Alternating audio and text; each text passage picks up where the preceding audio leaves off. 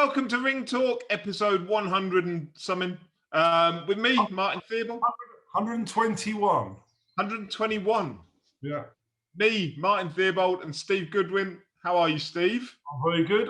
Not too bad. I'm sort of struggling a bit. I've taken up golf, and I've now done 2 pitch and putt rounds.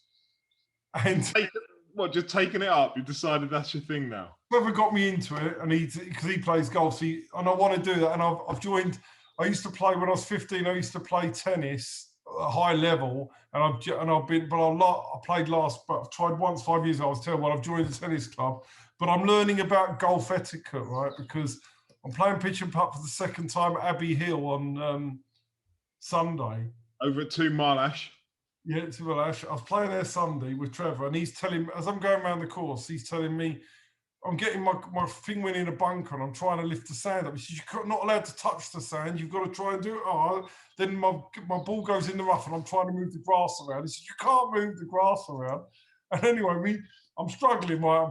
I'm doing pretty bad shots. But then on one hole, I've hit the green, right, on a pitch putt, my first shot, right? And that was a miracle. So I thought, I can get my par now. So I've hit the second shot and I was near. And then I've hit the third shot and I've missed my par by that amount. So I'm now going, you fucking bastard boy. Trevor's going, you can't do it. You cannot shout abuse on a golf course. So I'm having to learn a bit of golf etiquette. So but I think it's quite good for me to actually do something a bit different. So you're never going to be allowed onto the 18 holes of that, right? I know that. I'm learning. I'm having my first golf lesson on Thursday. Oh yeah, where are you doing that? Leighton Buzzard. Okay, what the big golf course there? Yeah. Yeah, I'm having a golf lesson. I'm going to try. Trevor reckons that because we're supposed to be going to Nashville in October, and there's a really brilliant golf course there. So my plan is to be able to be competent enough to go and play at Nashville if we get there in October. So we'll see how it goes. We need updates on this. Yeah, we can get round in under 100 by October. I can't. I've done 2 pitch and putt rounds, par 3s, and I've hit a 48 and a 53 in 9 holes on pitch and putt. I mean, that's not looking great for my my challenge of going around in under 100. No. You'll be all right. Just learn to whack it really hard down the fairway. We'll give it a go. Anyway, boxing. What's going on at Goodwin Boxing? So there were the board announcements last week, weren't there? We got a few things in the pipeline, but the only thing that's been formally approved is the Camilo Conavian fight on 11th of September, subject to obviously restrictions being lifted. We've got other fighters. I've also got Jack Hughes, who's been made mandatory for his Southern Area title. That fight's out to purse bids. The Ricky Little fight, wasn't it? Little. So I spoke to Jack today. So we will be putting a bid in for that fight. We'll be putting an aggressive bid in. We want to secure it for Jack. So that's Jack, which we're going to obviously hope to do in September. We've got 2 other potential title fights on the horizon. So that hopefully they'll both be taking place in September. So and another title fight, which we've made an agreement with somebody else, and we've just got to get it formulated and approved by the board. So there's lots going on. A lot of fighters know there's some stuff going on. So hopefully in the next 2 weeks we can get it nailed down. But I think a lot of this stuff's being held back by everybody waiting on the government to release so that we can actually get these venues approved, booked, and get going again. Because it's okay announcing shows for July, but if the government don't allow the restrictions to be lifted, you've got a problem. You know, if you're Dennis Hobson up in Sheffield, where they're outdoors and he's done a great job in keeping boxing going up in the north, then you can stage these shows. But indoors, it's a bit more difficult. Yeah, and I mean it's also the bubble stuff, isn't it? Where you need the hotel bubble lined up for however long beforehand. I think they're releasing this down a bit now. I think the plan is, you can do a little bit more, but you've still got to do all the testing, and that's expensive in itself. And we'll just have to see. There's still a lot of restrictions that prohibit most people from staging shows. Yeah. Yeah, so hopefully in the next couple of weeks we'll start getting fight cards lined up for September. But there's always that. A lot of them. We've got a lot of them provisionally there, but we're not going to announce anything or do anything until we know we 100% can stage these shows. Yeah, there's always that caveat, as you say, of the venues and the restrictions that come with it. And then we've also got to look at, which I'm sure we'll cover, is the new TV network, what happens, who gets the deal, which we can discuss later, and what this means for fighters. Some of our fighters I would expect to get TV opportunities. So there's plenty of that to look forward to. So you've got to take that on board as well going forward. And you know, we've spoken to various people about various things, as you know, over the last few weeks. So there's plenty of opportunities in the horizon. So we've got to take that on board as well. But until this is all nailed down, it's a little bit difficult to be sure about exactly what we're doing. Yeah, and what people won't realise is the conversations that go on, you know, away from here, away from Twitter, away from the public eye, that not constantly ongoing, but there are conversations and movements, and it's all, you know, trying to position things, isn't it? So that there are opportunities for people, not tomorrow, but in the future. Yeah, exactly that. So I think there are exciting times ahead, and I know we've got questions about it, so we'll deal with it when the questions come up in the Q&A. And I know and I'll try and give as much detail as I feel I can. I can't give everything that I know, but I'll try and give as much information to people as I can. It's pretty much my agenda for the evening is the Q&A, to be honest. But before we do that, there's a Sky card this weekend. I'm going to do my usual, actually, and I'm not going to, unless I know it's happening, I'm not going to talk about it. Well, let's just say the best fight of the week is not on Sky. Best fight of the week is on the Dennis Hobson card on Friday night, which is Derek Asaze in a 10-rounder against Tyler Denny. Now, that for me is the best fight of the week. It's only a 10-round. It appears to be a non-title fight, but I think that's a real cracking fight. Tyler Denny, who put up a great fight against Linus Udoka, against Derek Asaze, who won Ultimate Boxer, but to be fair, his career hasn't. He had that opportunity when he won Ultimate Boxer in May 2019, so we're talking 2 years ago. It hasn't happened for him since, really. So, and he's a very talented young man. But Tyler Denny is very tough, and I'm expecting it to be a very good fight. I won't be watching it, as I have. I don't subscribe to it anyway, but and I'm going for dinner. But the point is, it is actually the one fight, I would say the only really good fight this week of all the two cards. Yeah, it's a cracking fight, that. And as you say, Asaze, he wasn't a young man when he won Ultimate Boxer, was he? I'm sure he's getting on a bit. And I say that as an older person myself, so all respect to Derek. But the punching preacher, isn't he? He's how old is he? I mean, he's really talented, Derek. And I need to find out how old he is now. It's great. It's not on BoxRec. I just looked. There you go. That's a sign. It says he's 27. Oh, is it? Oh, okay. I take it back. He's got 10 years on me. But no, I like him because he's got that punching preacher nickname, isn't he? He's a very religious man, but he's dirty as fuck in the ring. he was absolute filth in that Ultimate Boxer.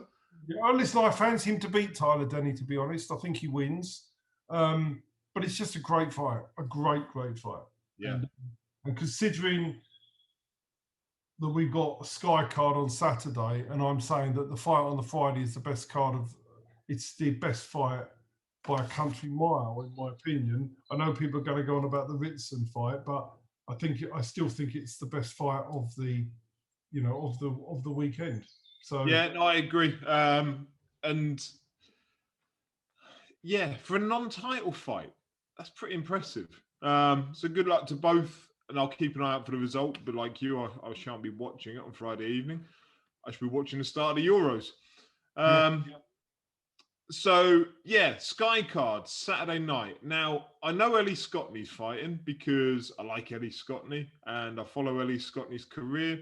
I've no idea who she's fighting against, but I know she's a heavy. Caballero 4-9. It's going to be the routine Ellie Scottney win. But I mean, listen, she's supremely talented. She's one of my favourite up-and-coming fighters. She's great. Chuck her in the deep end. Chuck her in the deep end. Time she can go in. She can go in early. But yeah, I mean, Adam Booth obviously managing her, so you've got to expect that she will be protected for longer than perhaps she would, because Adam will protect for longer. But he's, you know, she's a great fighter. She's going to be. I still think she'll be a world champion. And Lewis Ritson against Ponce. Ponce. He's 27-0, but I think all of his fights, apart from one, have been in Argentina. I don't actually. I'm going to say I don't like these fights. I don't like to see the South Americans. I know they win sometimes, but generally I don't like that. I want to see a proper, what I consider to be a proper fight. I don't even know what the odds are, but I bet you Ritson's 10, 15, 16 on. I don't know, but I think he was. I had a look earlier, about 4-7. Oh, is he? But I think that's a reflection on the fact that he wasn't very good against Vasquez, rather than how good this Ponce geezer is. I'm just having a look now. To be honest, I've shown no interest in that fight. Yeah, you're right. It's 4-9, and Ponce is 2-1. But that's probably more a reflection of Lewis Ritson not winning his last fight and getting the decision. I assume. I mean, Ponce is undefeated, but I mean, he's in his last fight, he fought a 25-13 kid, and one of the cards was 95-94, and he was put down in the third round. Yeah, I mean, I'm like you. I hope when this Sky situation resolves itself and there's a new promoter in place, I hope they create a policy whereby, and I know this isn't for one, but the WBC silver titles, the WBA internationals, I hope they all get binned. I hope they get no traction upon the new Sky deals, because I don't like home fighter versus random foreigner that I've never heard of. And I appreciate this is an eliminator, isn't it, for WBA maybe? Yeah. But why would I care? Why would I care about Lewis Ritson against some Argentinian or whatever he is that I've never heard of? And that's what I want to do with boxing. I want to care. And we've seen it at the weekend with the YouTube stuff. People will tune in because they care about what it is. Not necessarily because the quality of what it is, but because they have an affinity or they have a connection with something that's going on within it. That does not happen on this card Saturday night. This card Saturday night is the equivalent of your last day at work, when you just go around dicking about, chucking a ball at a wall, turning your phone on silent so nobody interrupts you, not answering emails. This is what Hearn's doing Saturday night. It's just, he's logged off for the night, isn't he? Yeah, for sure. The card is probably the worst card that Eddie Hearn's ever done for Sky. Yeah, I can't disagree with it. And I don't blame him. Because in 6 months' time, if I'm him, I'm on IFL doing an interview about how good my DAZN card is, and just compare it to those Sky cards that I was doing with Ritson versus Ponce and Alan Babbage against someone I've never heard of. It's a great way to set a terrible benchmark. No, I agree. It's clever. Yeah. So yeah, we'll again, I won't be watching that Saturday night either. I might watch the clips of it, but I'm actually going out on Saturday night for a meal. Now, normally when Sky's on, I would make sure I don't go out, but I'm going out on Saturday night because I have no interest in that card either. I'm sure I'll catch up on it. And by the way, this isn't being anti-boxing. I want to watch good fights, good boxing, but I wouldn't watch the thing on Friday. I'm not going to stay in to watch one fight of a night, because, like, for example, with the Azazi Denny, I'm not going to give up my Friday night just for one fight. Now, if we're doing normal small hall stuff that's not being transmitted and then people understand what they're going to watch. You're going to see one or two fights at the top and the other one's progressing in your friends. But when you're trying to sell a TV product and you want people to subscribe, and I know it's only a $5, but I'm afraid if you're going to get traction, there's got to be more fights than that each week that are good, I think. I agree. I didn't understand that one they did last week on Fight Zone, where they did Friday and Saturday night, why that wasn't just one show. Because there wasn't enough quality to spread over two. There was barely enough quality between the two shows to run one. So I have no idea why it was set over two. But I think we've got a question about it, so I won't labour on the point too much now. Well, let's carry on then. Anyway, we've done. Question. Oh, before we do, Ring Talk Live, new question this week. If you want a ticket to come along to Ring Talk Live, what date did we go with? August the 14th. August the 14th. Leighton Buzzard. Just so you know, what we do is if somebody wins the ticket, what we've done is we've got 40 spaces in total. We are saying to people, if you win a ticket, you can bring a guest with you, because that way you're not having to come on your own. So if you do want to come and you win a ticket, it is for, all you've got to do is guarantee you're going to come. Do not take the place for somebody else, but you can bring a guest with you. All right, nice one. So the question this week, who did Dean Richardson beat when he won his Southern Area title? Who did he beat when he won his Southern Area title? So email info@goodwinboxing.co.uk with your answer. If you want to come to Ring Talk Live, where we'll sit and do this, but in front of people and have a few beers with other boxing fans and have some sense of normality and a decent laugh, then enter and come along and we'll have a cracking night. Right, formalities, admin out of the way. Questions. We've got loads of questions. So if I've missed any, I apologise in advance. Betel Q on Twitter. Will Linus Udofia be getting his winner stays on bout promised off Eddie Hearn, or has Eddie gone back on this, like with Mark Leach and Liam Davis? Yes. He's gone back on it? Yes, he's gone back on it. That wasn't really true, was it? Sounds good, but it wasn't true. Yeah, it should be winner stays on with the caveat of if I decide to. Yeah, if I have a place for you. Exactly. Yeah, question number 2 from Better Q again. Enzo Macronelli comeback on a Goodwin show, ? Was down south speaking to an unnamed promoter recently. Wouldn't Anything be to do with you? Wouldn't be me. No? No? I can guess who it would be, though, but I'm not going to say it. I guess who it would be. Yeah. I'll say it, Mo Pryor. Yeah. I don't know that for a fact. I'm just taking I would make the same guess for various reasons, yeah. Yeah. Yestin on Twitter. Seen some of Dennis Hobson's shows and they have brought the crowds in, plus they're on Fight TV. Would Steve consider doing a few shows on there? So I think we've kind of addressed this previously. That you answer it. I've said it, now you answer it. Financially, it doesn't add up to do it without Fight Zone having a significant impact to the capital of running a show. Whereby you're going to lose the ticket sales or potentially lose the ticket sales. The cost of running a show is 40 grand before you start paying people out.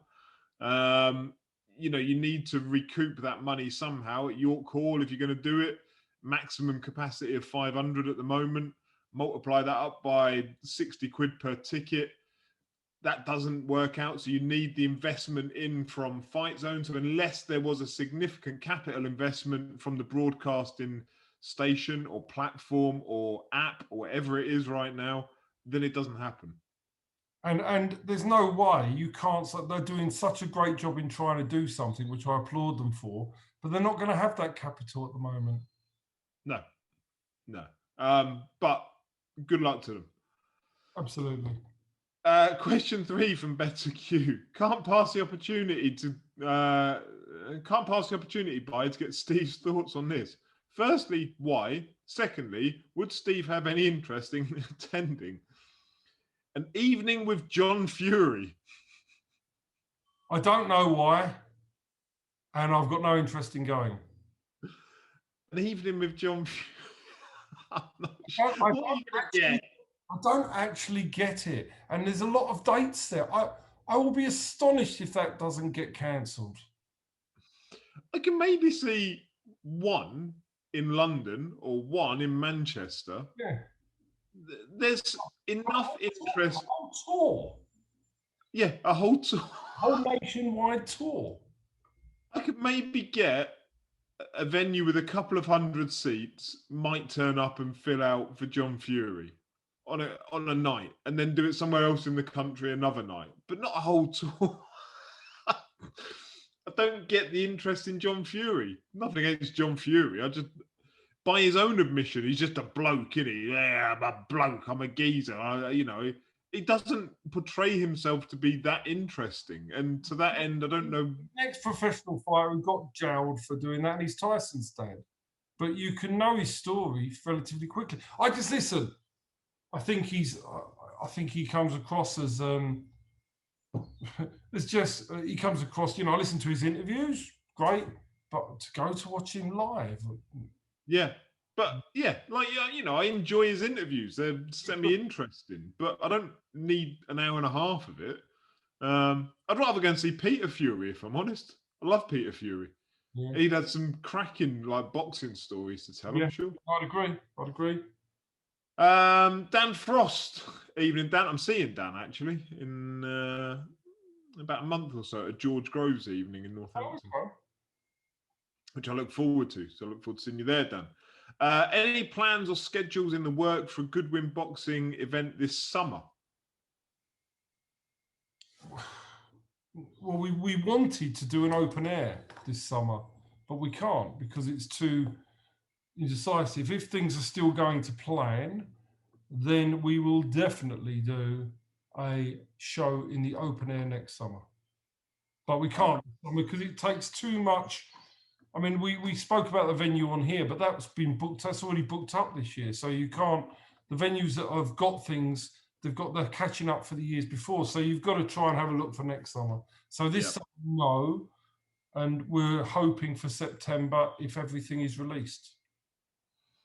Cool. I really like this question from Blessed with Work on Twitter. Would Sky be a realistic and or viable option for small hall fights and promoters like Steve? The advantages are obvious, but what disadvantage could the large platform represent? The disadvantage to... I don't think there's any... Well, you've everything. To me, they're not going to come for the product we have. They're not going to be... Because they wouldn't get enough viewing figures for the product we have. So when people go on, or they can pick up somebody's cards, they're not going to go for the product that a small hall show has. If you take Steve Wood, who promotes up north, you wouldn't watch his cards generally because he's building his fighters for later day. So it's just not a good enough product for TV. And yes, we put on historically a lot more competitive cards, but it's still not a good enough product for TV in its own right. So you have to get a budget. Now, for a TV company to go to a product, this week we'll have a Steve Goodwin show, here's the budget. It's not that easy because you haven't got the fighters under contract to do the fights. You need to have a run of shows to make it work. Hence, it doesn't work just saying, we'll give this show to Steve Wood, we'll give this one to Steve Goodwin, we'll give this one to Steffi Ball, we'll give this one to him. And they may be the people that do the best non-TV shows in the country, but it's not the product doesn't work without longevity and longer deals. And that's how it was. And that isn't the way Sky are going to go with this either. Yeah, I mean, it's interesting because Matchroom don't or haven't historically signed boxers to contracts, have they? So they've... Don't need to, do they? Because they're the sole promoter and therefore they know boxers are going to have them. When you're going to have multiple promoters, and I'm not sure if they're going to have multiples, we can discuss that later, those promoters will have to sign the fighters up to get them. Otherwise, they won't have a product. Yeah. So they're going to need a certain amount of dates per year, or fighters are not going to sign with them. or they sign to Sky, and by Sky, somebody with a license, a management license, Part of work. which is what they're doing, which is what they're going to do, which we'll speak about in a minute. So yeah. So they sign them up to Sky as a platform, and then Sky employ other promoters to work with them. Or a promoter. Yeah, we'll come on to that shortly. Steve Baum on Twitter. Has Hearn taken a huge risk losing the Sky exposure? Seems like madness to me. So for those that have lived under a rock or whatever, Eddie Hearn has left Sky Sports after this Saturday to work with DAZN solely for his boxing product, which will start with the Fight Camp series in the summer. So, yeah, has he taken a huge risk losing the Sky exposure? Go on then. I don't think he has. I don't think Eddie Hearn has taken a huge risk. I think DAZN are taking a huge risk in handing whatever budget they have, which must be fairly significant to make it attractive to Eddie Hearn to take his product elsewhere. It must be an attractive budget to do that. But for that reason, Eddie Hearn gets paid irrespective. I think for DAZN, if you're hinging your entire sales upon a boxing product, there's a very low ceiling for that of subscribers. There aren't that many people that are going to pay, I don't know, £8. Say it goes up to £8 in time. There aren't that many people that are going to pay that per month to DAZN just for boxing, unless they can start adding content to it. So rugby, cricket, tennis, those things before they eventually get to football, unless, the rumours are they'll buy BT Sport and get that Premier League package. But that's billions of pounds, billions of pounds. So to me, the risk doesn't sit with Hearn, it sits with DAZN. Because Hearn's got a 5-year deal, he gets paid, and at the end of 5 years, if it's not working out, I'm sure somebody else will want to buy his product. Yeah. I say for that reason alone, I don't think Eddie takes the risk. I think Eddie gets paid regardless. And rightly so. He's spent years building that product up. Good luck to him for getting the payoff. Fighters, to a certain extent, may get well paid, but their profile is going to reduce quite dramatically for some of them, I think. I would agree. Your ability to generate sponsorship and your ability to generate income outside of what you do in those 36 minutes in the ring is going to deteriorate pretty significantly. Because you lose that exposure. You can no longer say I'm a Sky Sports fighter. I'm, seen by 200,000 people on a fight night or whatever. You're seen by 40,000 people that are buying an app or however many it is. But yeah, so it remains to be seen what happens. But one thing's for sure, it opens up boxing and it opens up more fighters to give fighters more opportunities, which can only be a good thing. And what an entrance to this question for Will Michael on Twitter. Is Steve going to make a play for some Sky dates now the dates have become fragmented? We will not get a Sky deal. So you won't get a Sky deal.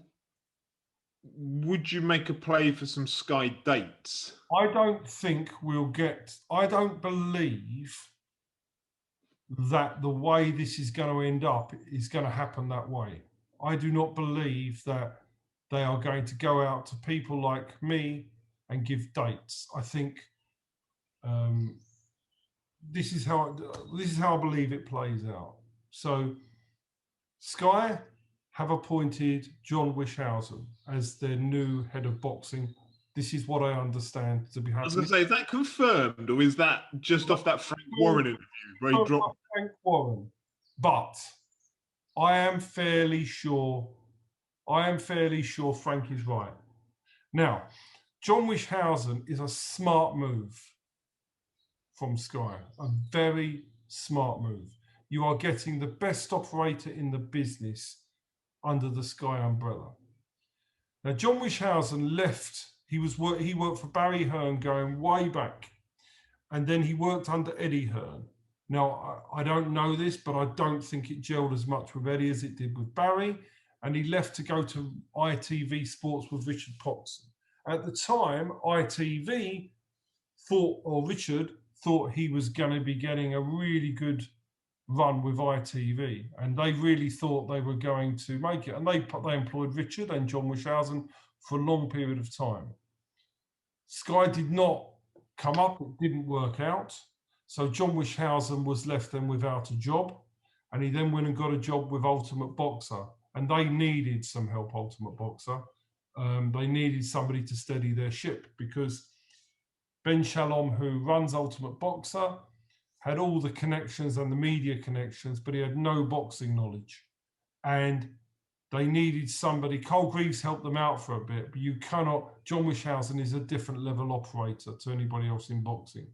So they therefore made a very shrewd move and got John Wishausen there. Now, John Wishausen is now going to head towards Sky. And it makes more sense that they do a bit more of the American model, which is they will try to keep it within. So what will happen is, it's logical. Ben Shalom is a licensed promoter, and they will, in my opinion, use Ben Shalom as the promoter with John Wishausen pulling the strings. That's what I believe is going to happen.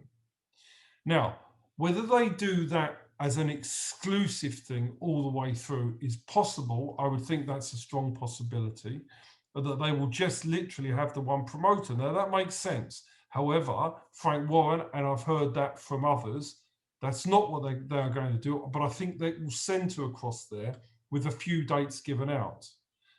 Now, the only people that I think they could give dates out to would be Dylan White, potentially because if they don't get Dylan White, he goes to the DAZN, Sky want him. So Sky, maybe to sweeten up Dylan White, will say, look, you've got Riakporhe, you've got Alan Babbage, you've got this, you've got that, you've got the other. You've got a team of Chris Congo. These are all featured on Sky. Fabio Wardley. These are all featured on Sky, and they're Sky fighters. If Eddie hasn't got them under contract, I don't know whether he does or haven't, how about doing a couple of shows a year with your fighters and a pay-per-view with us? That would make perfect sense. So that works. So they could well do that. Now, I don't know this, but it's just my logical thought process. You've also then got Wassermans and the Sowlands, which is also another big player. They've got Chris Eubank Jr. signed, and they've got Sowlands have got a very good PR. They get a lot of views when they do interviews. And you've got Wassermans, which is a big sporting powerhouse behind them. So they become a contender. Now, I don't actually see them going outside that unless they went to Anthony Joshua and his management company and gave them dates for their fighters. Now, that would be how I think Sky will set themselves up. And people like us small hall people, they will come to us and we will maybe be able to do deals for our fighters. That's how I think it's going to work. And they will call in fighters as they need them. And then each promotional group may sign their own fighters, or Sky may sign them centrally. But that's how it's going to work. Dylan White is only really needed because they want him as a pay-per-view fighter. Whether there's any longevity in him promoting, I don't know, but it would make perfect sense to try and seal the deal. If Dylan White wants to stay with Eddie, my gut feeling then is they probably wouldn't give Dylan White any dates.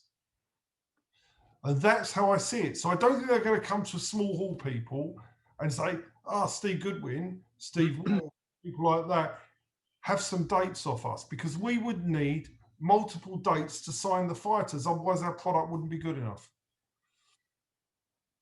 That's how I see it. Yep, I think that's fair. Joel Green on Twitter, even. Joel, what fights are you both most looking forward to this year? Go on then, Steve. Honestly, I don't give a shit apart from fights concerning our own fighters. And I want to see Linus Udofia take a step up. I want to see Brad Pauls take a step up. I want to see Dean Richardson take a step up. And I want to see those three in really, really good fights and see their careers progress on. So fights concerning those three, and that's only because they are my fighters at the level. They are the three that's ready to go to the next level now. So I'm also looking forward, if you have an individual fight, for Liam Dillon to fight Dennis Wahone for the English title. I fully expect Liam to win that, but I'm looking forward to that fight. And they would be the 4 fights, that's the individual fight and those fights that I'm most looking forward to. Of course, Sijimani Camiro, Dewey Savanera, but they are the ones that, if you ask me what I'm really looking forward to, they are the individual fights or fighters in their next fights or so that I'm looking forward to. Cool. I saw Michael Conlan's going to be fighting a past world champion, apparently, in his next fight. If that's Isaac Dogbo, then that'll be the fight that I'm looking forward to most. Okay, it's a good fight, that. That's got vibes of the Josh Kelly, David Avanesian feel. Dogbo Dogbo could win that. I hope that is the fight they're going to make, because they did rumour it in the past. If we're talking about fights, I know it hasn't been announced, but if that's the fight that does get made, that's the one that I look forward to the most. To me, though, Martin, I only really enjoy fights if I've got an emotional attachment to the fighter now. I can watch fights, but if I don't care, it's not the same anymore. If I care about a result, then I look forward to it more.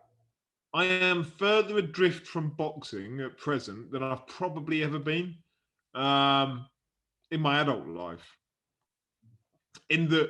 With the seizing of small hall boxing and that community, that relationship, that feeling that you get when someone you know is going into the ring, without any of that, you become very detached from the product. And if the product isn't like exceptional, then I don't really care. And that's what I was saying earlier about those WBA international title fights. If you don't care, then you're not going to watch. And to that end, I care about near enough every fighter on your books and their fights, their progression, watching them improve to the point where they go into a title fight. I care about every one of those. I don't care about Lewis Ritson against Bonds. No, I do care about Joshua Usyk. Give me that, and I'll be tuned in. Yeah. But anything in that middle ground, I'm just not that bothered about. No, it's fair. No, I'm the same. Speaking of which, and this more by accident than design, a question to both of you from Joel Green again. Who wins these fights? Joshua versus Usyk and Fury versus Wilder? Joshua, I think, wins. And I'll go with Fury, providing he's on song. So I'll probably go for Joshua and Fury both winning, but they are both banana skins.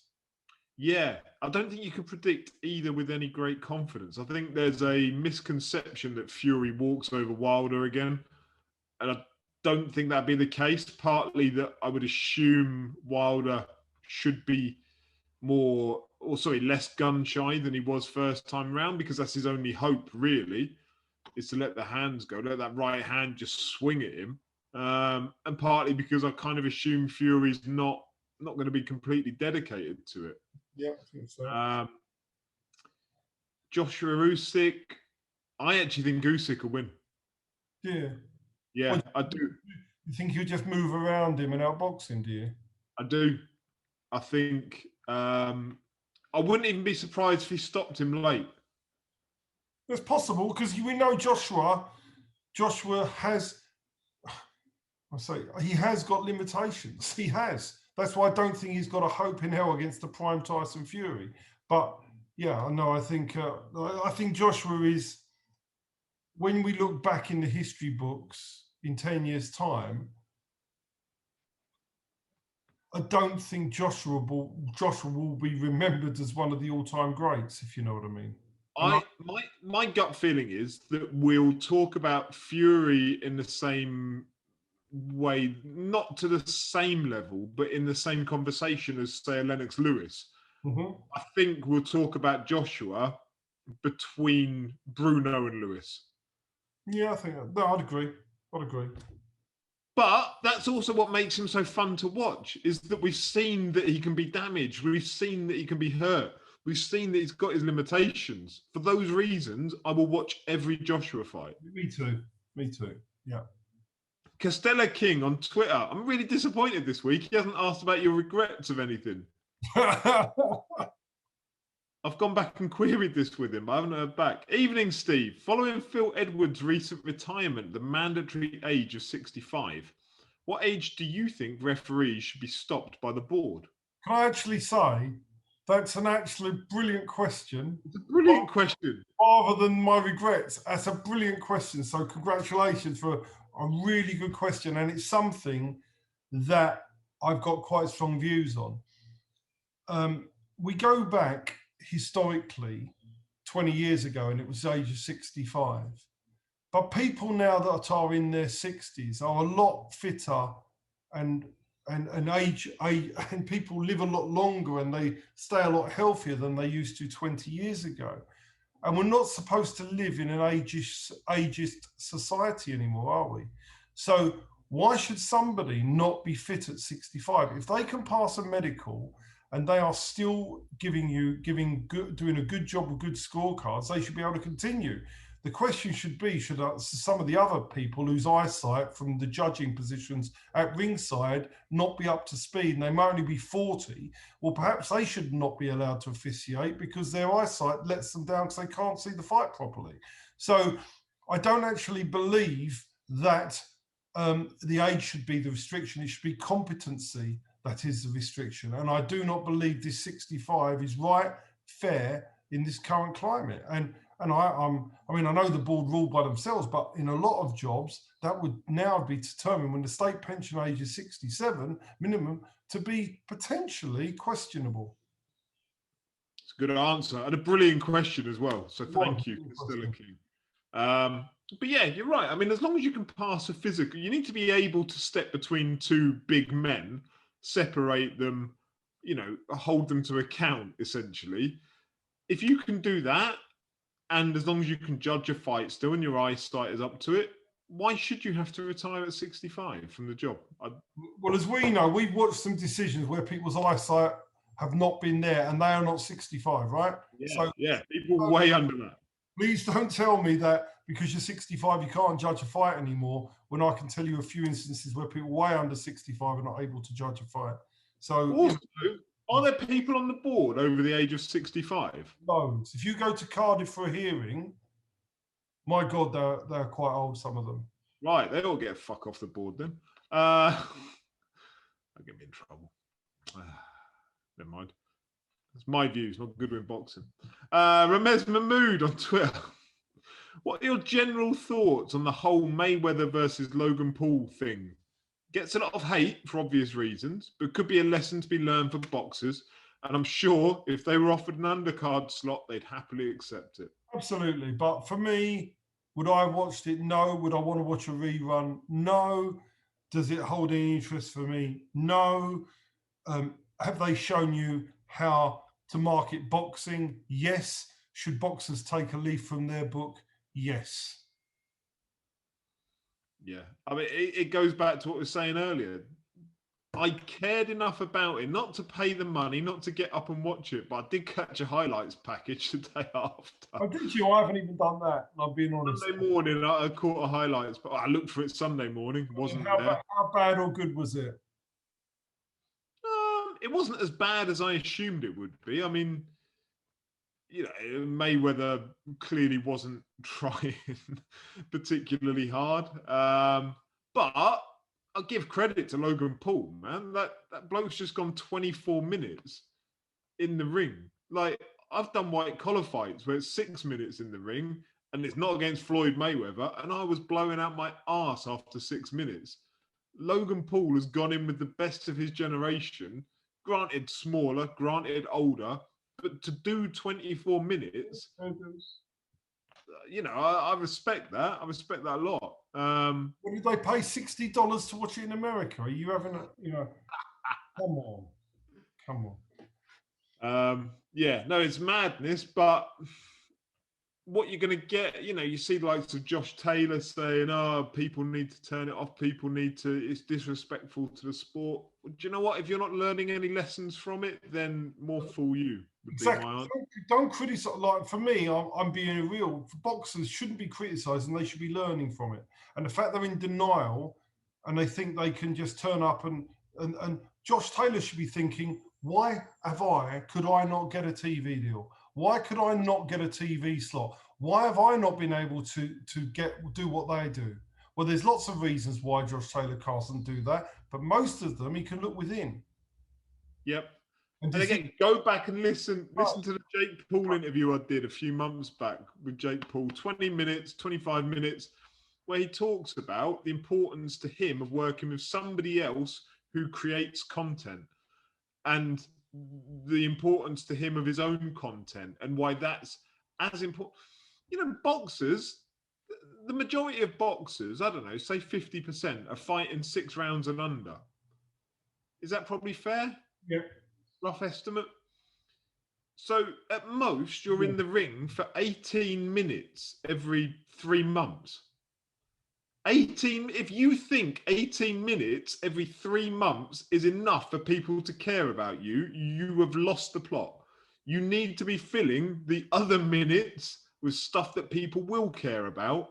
And then that will help boost your profile, your following, your commercial appeal, everything that comes with it. Don't complain about people that do fill those other minutes of the month. Yeah. It is one of my pet hates. And yeah. Lead right on Twitter, my friend Riku. How important is it for Sky to get their boxing shows secured and have a seamless transfer to a new season of shows so as not to lose any ground against DAZN UK? Very important, but we don't really know what they're doing because they seem to be trying to set it up. We don't know what they're doing. I've given my opinion earlier of what I believe is going to happen, but we don't know what they're doing. And I presume that's what they're doing at the moment. And they're not going to do anything or announce anything until this fight, the Sky show, is over. And I would expect, and I don't know again, we're going to get some form of announcement in the next week or 2 weeks. I would have thought by the end of June, they have to have something in place. And I would have thought if there isn't anything by the end of June, then maybe it's not something they're immediately going to look to do. I think they've already got plenty of stuff in place. The John Wick 1000 is in place. The Ben Shalom is in place. That's in place. That's ready to go. And their matchmaker in place. I think that's there. It's just a question of who else they involve alongside this main situation. That's all it is. The other half of this question, any thoughts on John Wisshausen's role for Sky and how you think it would be different to Adam Smith's role in the boxing operations? Well, very simply, John Wisshausen will... Adam Smith is a commentator. John Wisshausen is behind the scenes. He's not out. You won't see John Wisshausen doing interviews. So he'll be behind the scenes. But isn't Adam Smith, or wasn't Adam Smith, head of boxing at Sky? Well, but he's not going to do the same role that John Wisshausen is going to do, because I think John Wisshausen will be more active in signing the fighters, in bringing the fighters in doing the deals, because Ben Shalom hasn't got that experience. That's why they recruited John Wisshausen in the first place. So I think John Wisshausen will play a more active role in boxing because that's what he did at Matchroom. So Adam Smith was more of he might be in Sky Sports and doing some of the deals about the TV or the pay-per-view. John Wisshausen will be the boxing man. And I would assume behind John Wisshausen will be somebody else who's doing some of the other stuff. But John Wisshausen will be a much more hands-on operator. I was having this conversation with my friend Terry, and I think the term I'd used was he'd be an aggregator.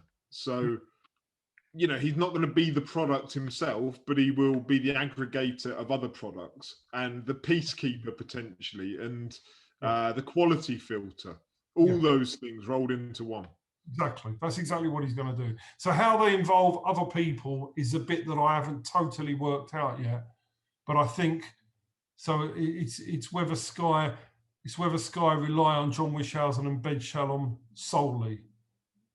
that or not. And I would imagine that's what they're debating at the moment, whether to run with John Wishausen, Ben Shalom, sign all the fighters themselves within Sky and do that, or whether they involve others as well. And I'd imagine that's what the debate is at the moment. Final question from Rakeem Noble. I'll save this to the end. To Martin, how influential is boxing Twitter? We've seen the likes of Del G, Artman, and Dwyer ruffle feathers of some prominent names. Even Ben Davison took a stab back first thing after Josh Taylor's win. What is the next step before we take over the boxing world? I love the fact Rakeem Noble refers to boxing Twitter as we. Geezer's a former fighter. He was a brilliant fighter, but he's now fully on board as being part of boxing Twitter. So good on Rakeem. It's interesting though, when you see how much does seem to disseminate from Twitter through to those people that are in prominent positions, and what you probably assume just, is a random tweet that goes out, Del G, who is just a genius. Do you know him? Yeah. As a person, you know who he is, and yeah. I'm in a WhatsApp group with Del. But his random made up purses for Katie Taylor that ended up on Clarissa Shields' Twitter. She posts it, and where he put about the viewing figures for Tommy Fury, and they end up being posted by Tyson Fury, and they end up on Jake Paul's Instagram stories. Yeah. These things that are, you assume probably aren't going to go anywhere, that end up becoming stories of their own right. That Artman geezer, I don't really know a lot about him, but I know that he called it from day one that Eddie Hearn was bullshitting about the fact that Fury Joshua was going to happen. And he always, Fury Joshua, sorry. And he always said there is no chance it happens because Wilder Fury will happen. And he was shouted down by anybody and everybody saying, you've no idea what you're on about. And then sure enough, he was right. Dwyer, that was when Lawrence Okoli won his world title and then went straight on Sky Sports in his interview straight after and mentioned Richard Dwyer, who's a YouTuber who had been saying that Okoli had no chance of winning it. Glowacki was going to beat him, blah, blah, blah. So all these people that I always assume kind of exist within a boxing Twitter vacuum of some sort actually do seem to every now and then just pierce into actual boxing. I find it fascinating, but it shows, I think, there probably is more attention paid to idiots like me or Del on Twitter than maybe you realise. But I get sent stuff by various people within the boxing world that are screenshots of people's tweets and things like that I think, like, their role within boxing and the fact that they've seen these tweets, it often makes me laugh that they're aware of it. It's very entertaining. I've got to say, it's good fun. It's good fun. Boxing Twitter is a great place. It's full of some scumbags as well. Just mute and block them. But on the whole, if you use it correctly, it's full of some brilliant people. That's fair. That's really fair. Of which Rakeem is more than welcome to join them and is now a core part of it. Exactly that. Exactly. So when are you going to the George Groves show? Where's that? It's in Northampton at a hotel somewhere. Oh, I saw that advertised, yeah. Yeah, I can't remember when. It's been rearranged about three times. What made you want to go to that? I love Groves.